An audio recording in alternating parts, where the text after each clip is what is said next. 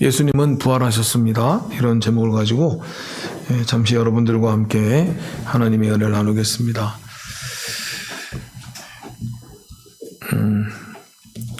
자, 우리 어린 친구들이 아니죠. 이제 가장 어린 친구들은 좀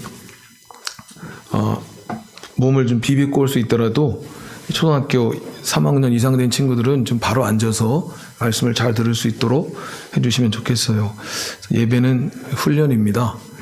너무 피곤하면 우리 어린 친구들 눈을 잠깐 감고 있어도 되고요. 부모님들은 아이들이 조금 그래도 웬만한 건 좀 내버려 두시고 예배에 집중할 수 있도록 그렇게 해주시면 감사하겠습니다.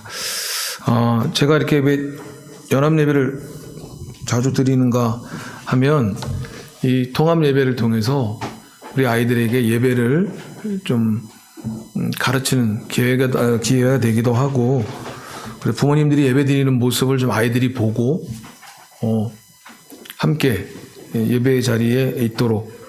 여러분, 예배는 아까 말씀처럼 훈련이거든요. 배우는 겁니다. 그렇기 때문에 부모님이 예배 드리는 모습을 또 우리 어른들이 그걸 보여줘야 돼요. 예배는 이렇게 드리는 거다. 그러면 아이들이 그걸 보고 배우게 되어 있습니다. 또 한 가지는 이 가족이 드리는 예배, 가족이 함께 드리는 예배, 이게 얼마나 귀하고 소중한 것인가. 들어오세요. 어릴 때는 그냥 우리끼리 편하게 드렸으면 좋겠다 할 수 있지만, 가족이 함께 드리는 예배, 이게 얼마나 귀하고 소중한 예배인가 하는 것들을 좀 알려주기 위해서 그렇게 하고, 특별히 우리 공동체가 또 마지막으로는 다 같이 좀 마음을 모았으면 좋겠다 하는 것에 대해서 함께 나누려고 할 때 여러분 이 통합 예배를 드립니다.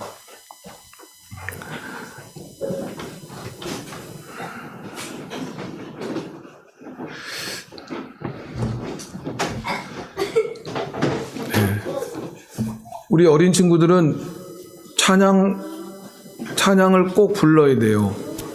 찬양 부르면 목사님이 이제 설교가 좀 저기 하니까 내려갈 수 있게 허락하겠지만, 먼저 예배 시간에 먼저 꼭 이 자리에 와서 찬양할 수 있도록 그렇게 해주세요. 지한이 준기 알겠죠? 범기 알겠죠?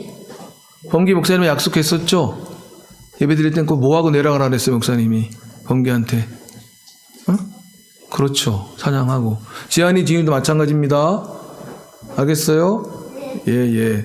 근데 우리 아동 예배일 때는 그냥 앉아 있어야 돼. 알았죠? 어른 예배 때는 그렇게 해도 되지만. 그리고 내년부터는 안 돼요. 내년부터 학교 가죠? 그냥 좋아가지고. 자, 여러분, 기독교는 부활의 종교입니다.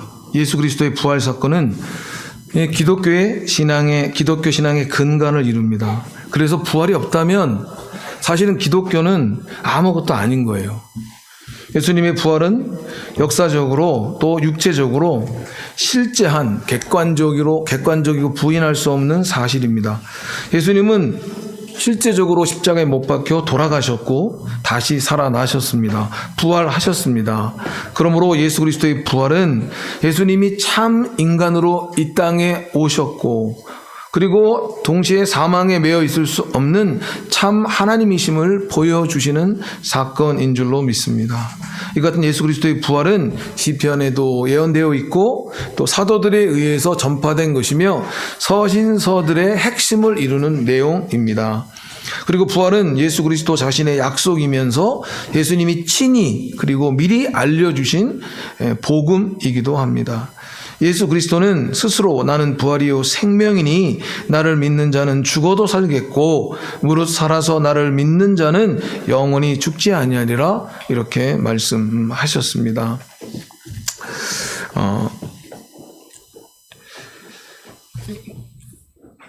오늘 본문의 내용을 읽어보면 여러분, 이 본문에는 예수님의 부활을 증거하고 있습니다.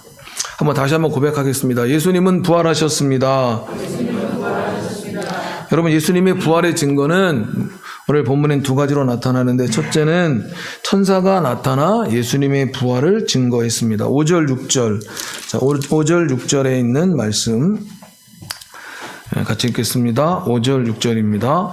무덤에 들어가서 흰옷을 입은 한 청년이 우편에 앉은 것을 보고 놀라매 청년이 이르되 놀라지 말라. 너희가 십자가에 못 박히신 나사렛 예수를 찾는구나.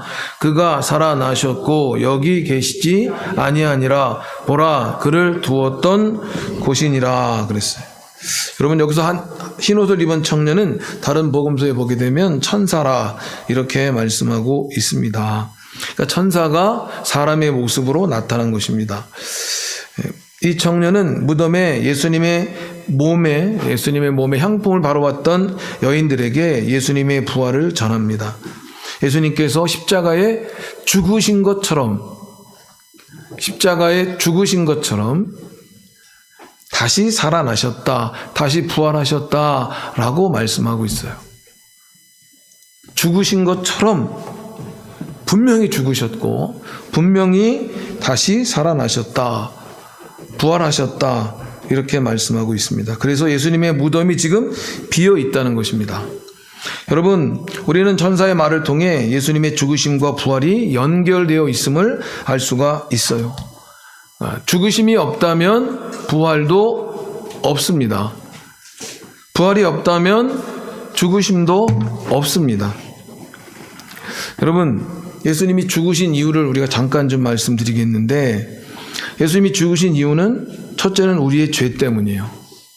전 이번 부활주일 특별 새벽 기도를 하면서 다시 한번 그 예수님의 죽음에 대해서 묵상하면서 정말 예수님이 우리의 죄 때문에 죽었구나, 다른 말로 하면 예수님이 우리를 죽였구나 하는 생각이 들었어요. 어떤 죄를 많이 지었기 때문에 우리가 죄인 중에 괴수가 되고, 이게 아니라 우리 자체가 예수님이 십자가에 돌아가셨다는 것은 예수님이 우리의 죄 때문에 죽었다는 거 아닙니까? 그렇다면 예수님을 죽인 게 우리예요. 그러니까 우리가 바로 죄인 중에 괴수인 거예요. 여러분, 우리 생각하기에 예수님을 십자가에 못 박아 죽인 사람은 유대 총독이었던 빌라도, 유대의 정교 저자인 대제사장들과 서기관들, 그리고 로마의 군병들이었다라고 생각합니다. 그런데 여러분, 그들만이 아니었더라고요. 예수님을 죽인 죄인 가운데는 우리도 들어있어요. 우리의 죄가 예수를 죽였습니다. 우리가 예수님을 죽였어요.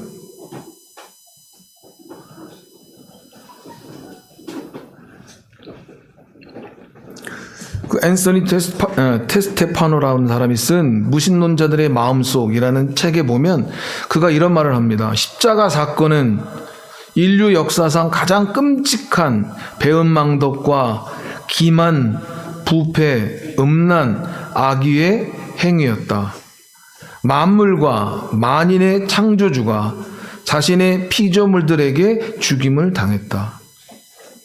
여러분, 이 말이 저한테 가장 충격적이었어요. 만물과 만인의 창조주가 자신의 피조물에게 죽임을 당했다. 이 범죄는 그래서 부친 살해, 동족 살해도 아닌 바로 하나님을 죽인 것이다. 여러분, 우리가 이 존속살인, 부모를 죽이거나 형제를 죽이거나 할 때 이게 죄 중에 가장 큰 죄라고 이야기하거든요. 동족 살해도 마찬가지고요. 그런데 그 이상을 뛰어넘는 게 바로 뭐냐면 십자가의 사건이라는, 우리가 하나님을 죽였다는 거예요. 우주의 그 어떤 악도 예수 그리스도를 십자가에 못 박아 죽인 악에는 미치지 못한다. 그러니까 십자가를 바라볼 때 여러분, 우리가 얼마나 큰 죄인인가를 여러분, 우리가 깨달아야 된다는 거예요. 예수가 왜 죽였는가, 왜 죽었는가 말이지.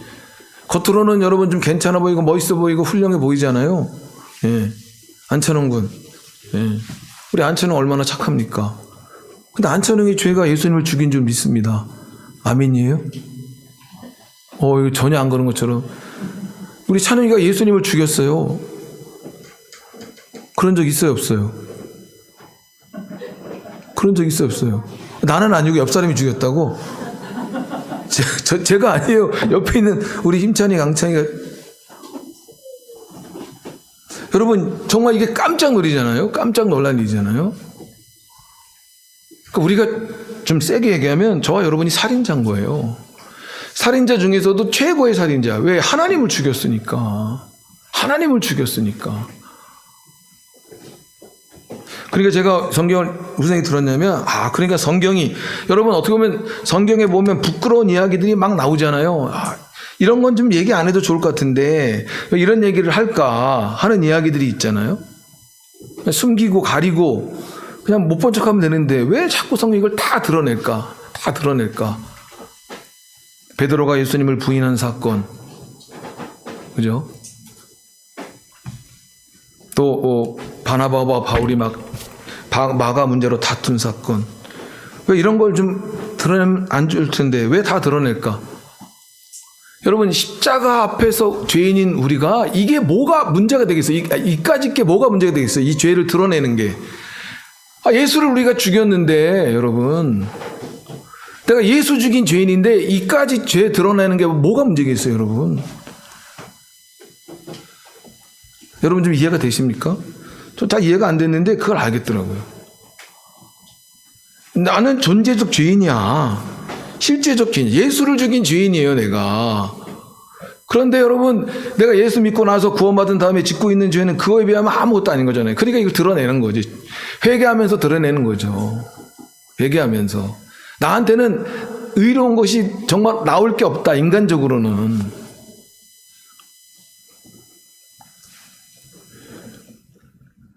그러니까 여러분, 우리가 얼마나 두려운 존재인가를 알아야 돼요. 두려운 존재인가. 나는 항상 잘할 수 있어. 어떤 상황이 오면 지금은 이래서 그렇지 나는 언제든지 잘할 수 있는 사람이야.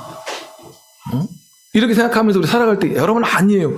여러분을 신뢰하시면 안 돼요. 주 안에 새로워진, 그죠?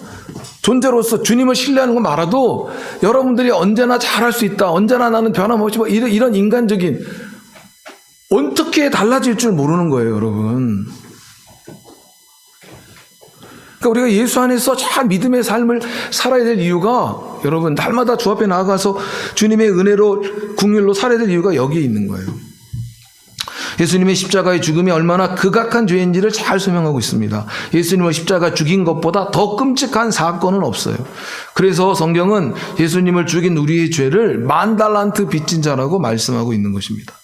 도저히 갚을 길이 없다. 우리 죄에 대해서 도저히 사함받을 길이 없다. 왜? 예수를 죽였으니까.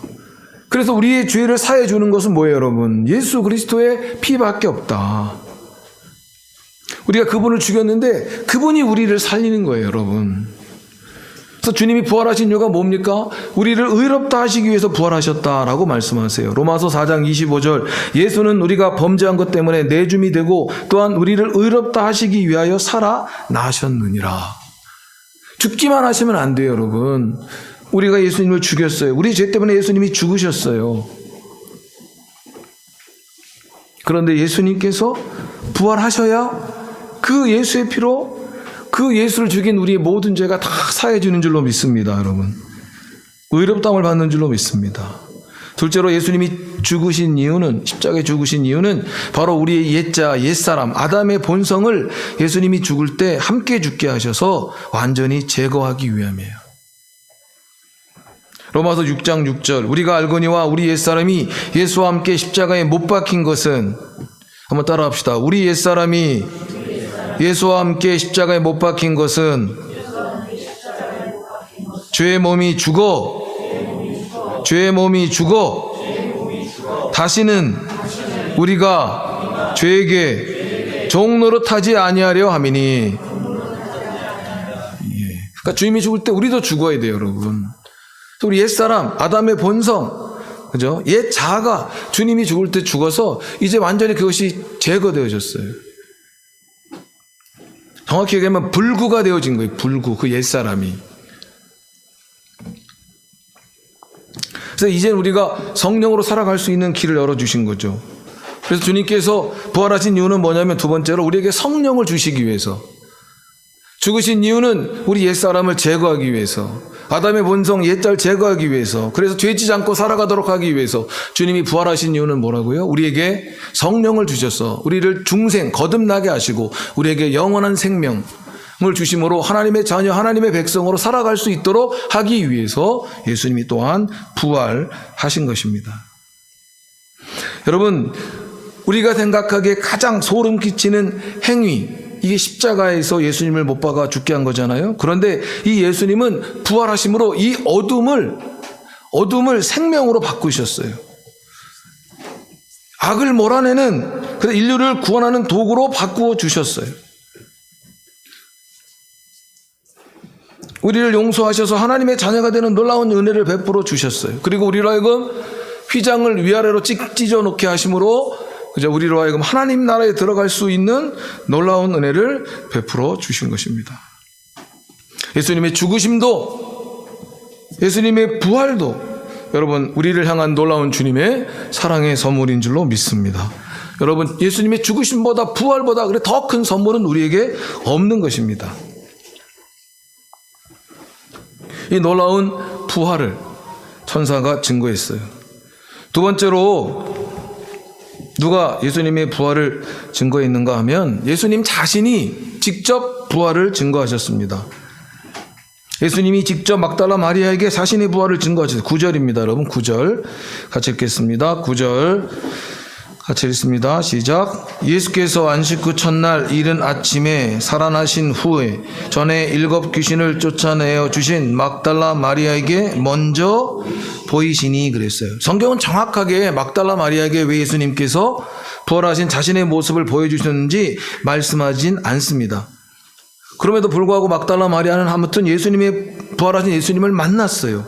예수님의 말씀을 따라 그래서 예수님의 제자들에게 부활의 소식을 전합니다. 근데 안타깝게도 제자들은 이 막달라 마리아의 말을 믿지 않습니다. 11절, 여러분 11절 보세요. 자, 11절 같이 읽겠습니다. 시작. 그들은 예수께서 살아나셨다는 것과 마리아에게 보이셨다는 것을 듣고도 믿지 아니하니라.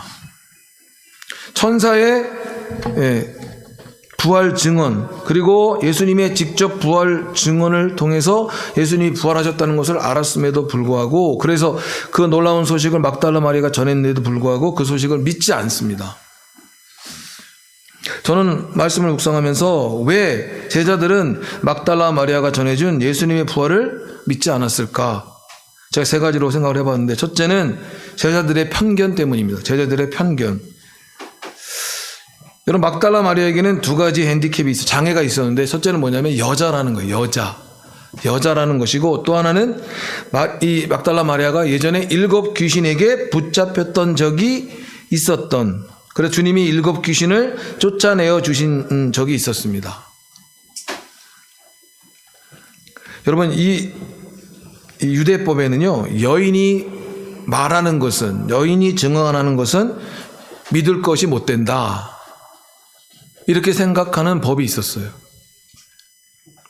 그러니까 당시 사회에서는 여러분, 남자는 중요하지만 여자는 중요하지 않았어요. 그리고 여자가 증언하는 건 그냥 무시해도 된다, 이렇게 생각하는 그런 풍습이 있었습니다. 특별히 법적으로 여자가 법정에서 증언하잖아요. 저건 믿을 말이 못 돼, 이렇게 얘기할 정도였다는 거죠. 그리고 말씀드렸던 것처럼 귀신에 들렸다가 고침받은 여인이잖아요. 그러니까 이 여인이 예수의 부활을 얘기하니까 이걸 안 믿는 거예요. 저 여자 한때 이게 정신이 나갔던 여자야, 또 정신 나간 소리 하는구나, 이렇게 생각했던 거죠. 여자여서 또 한때 귀신에 붙잡혔던 사람이기 때문에, 그죠? 이 부활의 주님을 전했음에도 불구하고 제자들이 믿지 않았던 것입니다. 둘째는요, 제자들은 슬픔에 사로잡혀 있었습니다. 여러분, 자, 10절입니다. 10절 같이 읽겠습니다. 10절 시작.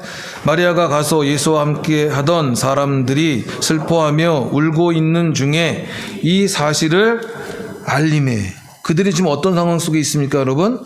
슬퍼하며 울고 있는 상황 속에 있습니다. 그들에게는 예수님을 잃은 슬픔이 그들을 사로잡고 있었던 것입니다. 울며 불며 난리를 치고 있었던 것입니다. 여러분, 인간적으로는 그들의 슬픔이 너무나 이해가 됩니다. 그죠? 그러나 제자들은 예수님께서 부활하실 것이라는 말씀을 간과했습니다. 슬픔을 이기는 것이 뭡니까? 말씀이에요. 말씀. 말씀. 그 말씀이 지금 들려지고 기억나야 되는데, 부활의 소식이 그들의 마음을 사로잡아야 되는데, 지금 그들은 자신의 슬픔 연민에 사로잡혀 있는 것을 볼 수가 있습니다. 그러니까 못 믿는 거죠. 여러분, 못 믿습니다. 편견을 가지고 있으면, 슬픔에 사로잡혀 있으면, 자신의 상황과 환경에 사로잡혀 있으면 그것이 전부로 생각하고 주님의 말씀이 들려줘도 이 말씀을 받아들일 수가 없어요. 부활의 소식, 주님께 들은 이 부활의 소식을 전하는데도 그걸 믿지 못하는 것입니다. 여러분, 편견을 버리시기 바랍니다. 네, 슬픔을 여러분 떨쳐내세요. 자, 셋째는 제자들은 현상에 매여 있었기 때문에 이 예수님의 부활을 믿지 못했습니다. 8절 보세요. 8절. 자, 8절 같이 읽겠습니다. 여자들이 몹시 놀라 떨며 나와 무덤에서 도망하고 무서워하여 아무에게 아무 말도 하지 못하더라 그랬습니다. 지금 여자들이 천사를 만났는데, 그래서 부활의 소식을 들었는데 그게 너무 무서워서, 그죠? 아무한테도 말하지 못했다라고 말씀하고 있어요. 여러분, 예수님이 없는 현실, 천사를 만났다는 현상, 그죠? 이 현실과 현상이 예수 부활과 전파의 사명을 감당하지 못하게 합니다. 여자들에게는 천사를 만났다는 이 충격적인 사건이 지금 부활의 소식을 들었음에도 불구하고 이 소식을 전하지 못하게 만들어요. 예수님이 없다는 이 현실이 제자들로 하여금 부활의 소식을 듣지 못하게 만듭니다. 그러니까 여러분, 우리 여기 있는 우리 사랑하는 주의 자녀들, 지금 주님께서 예배 가운데 주님의 부활을 말씀하고 있는데, 이 부활이 예수님의 부활이 여러분에게 믿어지는 은혜가 있기를 간절히 소망합니다.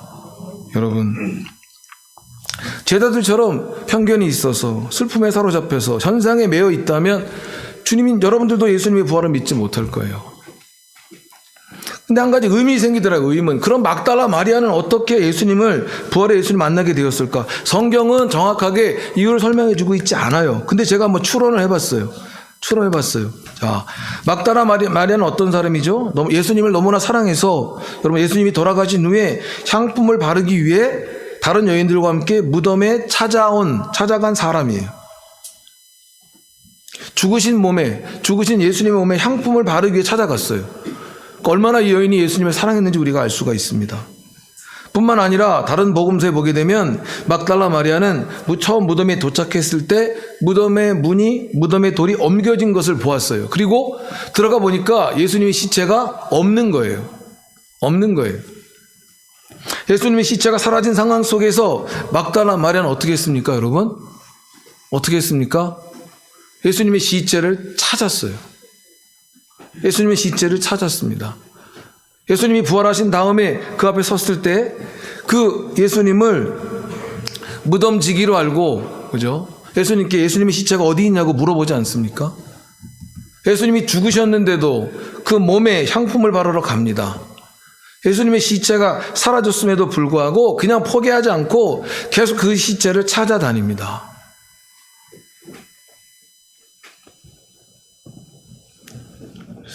여러분, 그 여인이 막달라 마리아가 어떻게 예수 만났을까? 이유는 딱 하나더라고요, 여러분. 주님을 향한 막달라 마리아의 사랑입니다.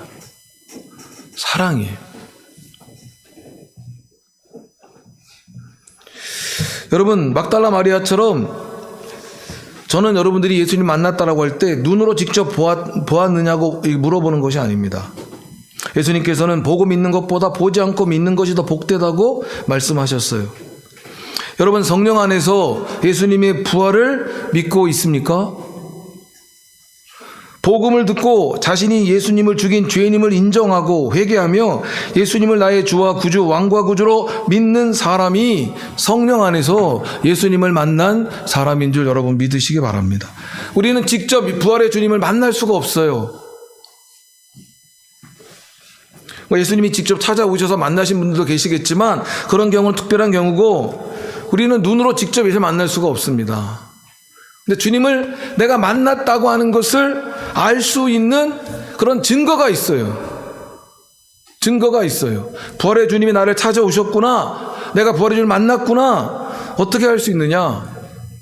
주님을 사랑하는 마음으로 복음을 듣고 오늘 말씀과 같이 내가 예수를 죽인 죄인이구나. 나의 엄청난 죄가 예수 십자가에 못 박아 죽게 했구나. 내가 죄인 중에 죄인이구나. 이것을 인정하고 나를 사랑하사 나를 십자가에 달려 돌아가셔서 그 보혈의 피로 죄를 사해 주시고 또 죽을 때 함께 죽게 하셔서 나의 옛사람을 처리하심으로 이제는 죄로부터 죄에게 다시는 종로로 사지 않도록 만들어주신 그 부활의 주님 앞에서 여러분 그 예수님을 나의 주와 구주로 영접하는 사람, 믿는 사람, 생명을 얻는 사람, 그리고 생명으로 살기로 결단하는 사람은 예수님을 만난 사람들인 줄로 믿습니다. 여러분. 그래서 성령을 우리에게 주신 거예요. 성령을. 직접 예수를 맡아지 못하지만 성령을 통해 여러분 죽음과 부활을 이해하고 그걸 해석하고 받아들임으로 하나님의 자녀로 변화시키는 놀라운 역사를 주님께서 우리에게 허락해 주신 것입니다. 그러므로 여러분 가난한 마음으로 겸손히 주님을 사모하시기 바랍니다. 주님을 의지하시기 바랍니다. 사랑하시기 바랍니다. 누구처럼요? 막달라 마리아처럼. 그러면 주님의 은혜로 말씀을 통해 여러분을 인격적으로 찾아오시는 주님을 만나는 놀라운 은혜가 임할 줄로 믿습니다. 근데 여러분 마지막으로 제가 말씀을 준비하면서 그러면 우리가 예수 믿고 구원 받았어요. 생명 얻었어요. 주님 만났어요. 그러면 주님 우리와 함께 하시잖아요. 그래서 우리가 이것을 부활신앙이다. 하나님도 우리와 함께 있길 원하셨는데 우리 죄 때문에 함께 있을 수가 없었고 우리도 우리 가진 죄 때문에 주님과 함께 있을 수 없었는데 예수 그리스도의 죽으심과 부활을 통해서 이제 주님과 함께 있는 부활 생명을 가진 하나님의 자녀들이 되었어요. 그럼 우리가 이 부활 신앙으로 주님의 생명으로 살아갈 때 어떤 일이 일어나게 될 것인가? 여러분, 제가 여러분에게 정말로 말씀드리고 싶었던 것은 이 마지막 내용이에요. 우리가 부활 신앙으로 살아갈 때 어떤 일이 일어날까? 한번 따라합시다. 놀라운 반전을, 놀라운 승리를 경험하게 됩니다. 네, 다시 한번 절망을 뒤엎는 놀라운 승리를 경험하게 됩니다. 여러분 그래서 부활 신앙으로 살아요. 부활 생명으로 살아야 돼요. 여러분 어디에 나오냐면 1절로 4절 봅시다. 1절로 4절 말씀. 네, 여러분 같이 좀 읽어주세요. 1절로 4절 시작. 물 좀 먹고 있으니까 읽어주세요. 여러분 물 먹을 시간이 없어서 읽어주세요. 시작. 안식일이 지남에 막달라 마리아와 야고보의 어머니 마리아와 또 살로메가 가서 바르기 위해 향품을 사다 두었다가 안식 후 첫날 매우 일찍이 해 돋을 때에 그 무덤으로 가며 서로 말하되 누가 우리를 위하여 무덤 문에서 돌을 굴려주리요 하더니 눈을 들어 본즉 벌써 돌이 굴려져 있는데 그 돌이 심히 크더라. 아멘. 예전에는 이 본문 이 1절로 4절 말씀이 눈에 확 안 들어왔는데 어떻게 들어왔냐면 이 여인들이 참 주님을 사랑하는 사람들이구나 이 정도로만 생각했는데 하나님께서 이번엔 말씀을 묵상하는 가운데 이 새로운 면을 좀 보게 하셨어요. 새로운 면. 그러니까 부활의 신앙으로 부활 생명으로 살아가는 자들에게 일어날 일이 무슨 일이냐? 바로 이런 일이에요. 이걸 주님께서 이 1절 4절 말씀에 이미 이 여인들은 지금 부활한지 모르잖아요. 근데 주님은 부활하셨잖아요. 그죠? 부활하셨기 때문에 이 부활을 통해서 이 여인들의 문제가 해결되는 거예요. 자, 여러분 안식일이 지났습니다. 안식일이라는 건 금요일 저녁부터 토요일 저녁까지예요. 그러니까 이 저녁이 시작이 저녁에 끝납니다. 그러니까 안식일이 지났어요. 이제 안식일이 끝나서 저녁이 되어서 안식일이 끝났죠. 그러니까 여인들이 어떻게 했냐면 이제 향품을 사러 가서 향품을 가지고 옵니다. 그리고 안식 후 첫날, 안식한 다음에 그 다음날 새벽이죠. 새벽에 이 향품을 가지고 막달라 마리아, 그리고 야고보의 어머니 마리아, 살로메가 향품을 바르기 위해서 갑니다. 여러분 여기서 살로메는 성서학자들 가운데는 예수님의 작은 어머니, 그러니까 요셉의 동생, 요셉 아버지 요셉이죠. 요셉의 동생이 부인이다. 이렇게 얘기하는 학자들이 있습니다. 그러니까 여러분 이 사람들이 얼마나 주님을 사랑하는 사람들 알겠죠. 지금 돌아가셨는데 그 몸에 향품을 바르러 가니까. 더욱이 놀라운 것은 이들이 안식 후 첫날 이른 새벽에 일어납니다. 일어나서 해 뜰 때, 자 2절 보면 안식 후 첫날 매우 일찍이 해 돋을 때 그 무덤으로 가며 그랬잖아요. 그러니까 새벽에 일어났어요. 새벽에 일어나서 출발을 했고 도착하니까 이제 해가 뜨는, 그죠? 이런 상황 속에 있었던 거예요. 그래서 가면서 그들이 뭘 걱정하겠습니까? 서로 말하기를 누가 우리를 위하여 무덤 문에 돌을 굴려주리요. 여러분 이게 제가 볼 때 너무 어리석은 일이에요. 주님을 사랑하는 마음으로 향품을 바르러 가는 건 알겠어요. 그런데 문제는 그 무덤을 가로막고 있는 돌이 있었지 않습니까? 그럼 그 돌을 이 여인들은 옮길 수가 없는 거예요. 여러분 이게 얼마나 어리석은 일인가 생각해 보세요. 인간적으로는 주님을 사랑해서 주님 몸에 향품을 바르러 가. 그 너무나 이해가 되잖아요. 이 사람들이 주님을 사랑하는구나. 그런데 문제는 돌이잖아요. 그 무덤에 있는 돌 가면서 말하는 거예요. 근데 그 무덤의 돌은 어떡하지? 누가 우리를 위하여 무덤 문에서 돌을 굴려주리요. 여러분 다시 한번 따라하세요. 누가 우리를 위하여 무덤 문에서 돌을 굴려주리요. 여러분 그러니까 우리가 예수 믿고 믿음의 삶을 살아가는데, 부활 생명으로 살아가는데 우리 앞에 이런 장벽이 있을 수 있어요. 주님을 사랑하기 때문에 우리가 주의 일을 하는 거예요. 그런데 내가 그 일을 하려고 하는데 장벽이 있어. 장벽이 무덤 문의 돌과 같은, 극복할 수 없고 뛰어넘을 수 없는. 그래서 바르러 가는 건 좋은데 그 돌은 어떡하지? 내가 순종하는 건 좋은데 이런 어려움, 이런 아픔, 이런 괴로움 어떡하지? 그래서 생각하기에 우리가 포기하고 싶을 때가 있잖아요. 안 돼, 못해, 어려워, 힘들어, 이렇게 생각하는 거죠. 그죠? 근데 이 여인들은 갑니다. 그러면서 뭐라고 말해요? 누가 우리를 위하여, 오호라 나는 곤고한 사람이로다. 누가 나를, 사망의 몸에서 누가 우리를 위하여, 누가 나를 사망의 몸에서. 부활신앙은요 여러분 내가 할 수 없어요. 이겨낼 수 없어요. 근데 주님을 사랑하기 때문에 가는 거예요. 가면서 여러분 누가를 찾는 거예요. 부활의 주님을 찾는 거예요. 부활의 주님을 의지하는 거예요.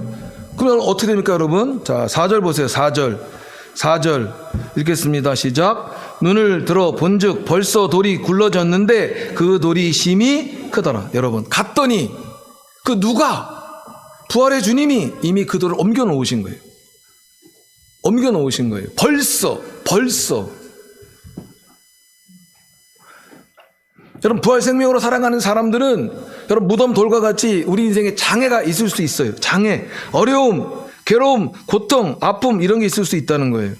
그래서 우리로 하여금 자꾸 넘어지게 만들어요. 쓰러지게 만들어요. 포기하게 만들어요. 여러분 그러나 누가 우리의 구원자이신 주님이 계세요. 그 주님께서 이미 무덤에 돌을 옮겨 놓으셨듯이 우리 앞에 있는 장애물이 무엇이든지 간에 그 장애물은 하나님의 능력을 경험하는 도구가 될 줄로 믿습니다. 이게 부활신앙으로 살아가는 거예요. 주님을 사랑할 때 순종하는 거예요. 어려움이 있더라도 그냥 가는 거예요. 예수님 의지하고 가는 거예요. 생명 의지하고 가는 거예요. 그러면 그분이 해결해 주시는 거예요. 그분이. 그러니까 지금의 아픔, 지금의 괴로움, 지금의 어려움은 하나님의 능력을 경험하는 도구가 된다. 나를 걸려 넘어지게 하는 것이 아니라 하나님의 능력을 경험하게 되는 도구가 되는 줄 여러분 믿으시기 바랍니다. 그러니까 포기하시면 안 돼요. 자꾸 이유를 대. 목사님 이래서 안 되고 저래서 못하고 이래서 힘들고 이래서 나는 안 된다고. 아니에요 여러분. 여러분 앞에 있는 장애물은 하나님의 능력을 경험하는 도구가 된다니까요. 왜? 누가 나를 위하여, 우리를 위하여. 그분이 계시잖아요 여러분. 이게 부활신앙으로 살아야 되는, 부활신앙이 우리에게 너무나 필요한 이유더라고 보니까. 그러니까 우리는 믿음으로 가기만 하면 돼. 그럼 그 옮겨져 있는 걸 경험하게 될 거예요. 벌써. 여러분, 예수 부활하셨습니다. 할렐루야. 그 부활신앙으로 사셔서 어떤 어려움도 이기고 승리하는 우리 모두가 되기를 예수님의 이름으로 축복합니다. 아멘. 예.